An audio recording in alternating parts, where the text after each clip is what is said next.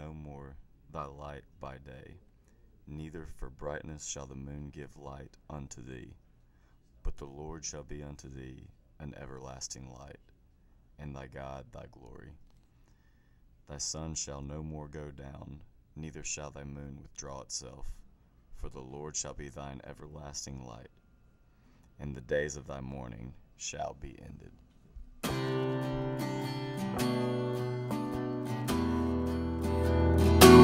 Many people passed, going to do their various errands, but no one noticed the little girl, for there was no one in the world who cared for her. The poor little thing was told a dozen times a day that she was the worst-looking child in the world, and the worst behaved. No one loved her, she loved no one treated her kindly, no one tried to make her happy or cared whether she was happy. She was only 8 years old and all alone in the world. There was only one thing, and one only, which she found pleasure in. She loved to watch for the coming of an old man who lit the street lamp in front of her house where she lived. Gertie's mother died in the house of Nan Grant, leaving her daughter orphaned at the age of 3.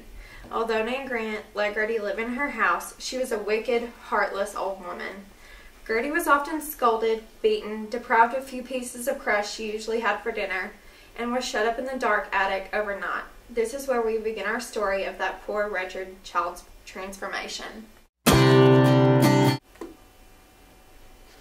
One evening, upon finding that Gertie had been keeping a kitten in the attic to keep her company, Nan Grant began her usual scolding.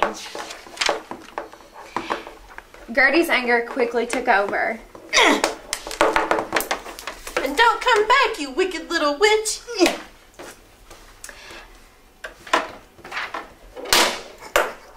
After relating to the old lamplighter the events that had taken place earlier in the night, he knew nothing about the child. He could not leave her here, being such a cold night, but he hardly knew what he could do with her if he took her home. He lived alone and was poor.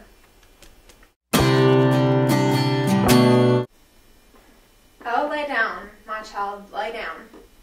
I don't know you. Where's my Uncle True? He has gone out here. He will be home soon, my dear. How do you feel? Any better? Oh yes, much better. Have I been asleep long? Some time. Lie down now, and I'll fix you some food. It will be good for you. Does Uncle True know you're here?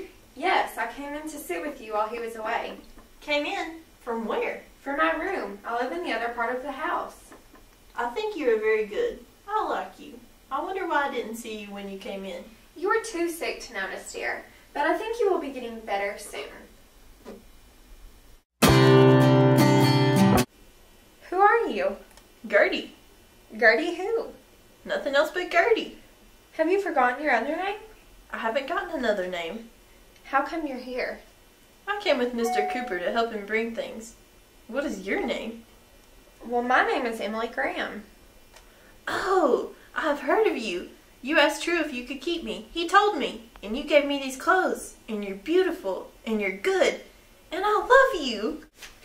Gertie was certainly a strange child. All untaught as she was, she had felt Emily's entire superiority to any being she had ever seen before.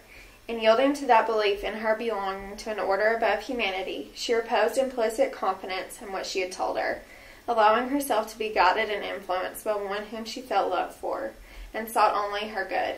And as she sat at her feet and listened to her gentle voice while she gave her her first lesson upon the distinction between right and wrong, Emily, though she could not see the little thoughtful face that was looking up at her, knew by the earnest intention she had gained, by the child's perfect stillness, and still more, by the little hand which had sought hers and now held it tight, that one great point was won.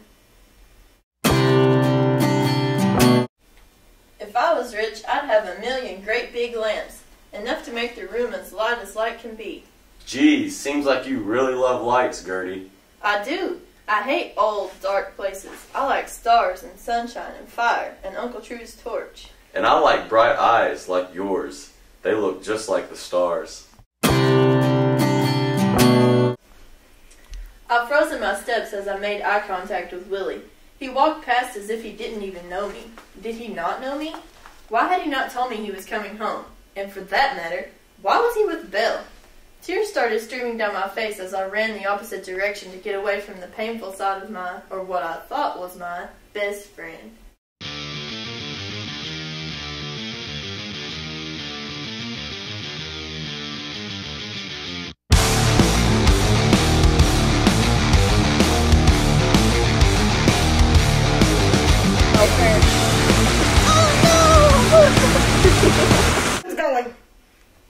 Oh, Gertrude, I trembled when I first beheld you, so lovely, so beautiful, and so loved by all.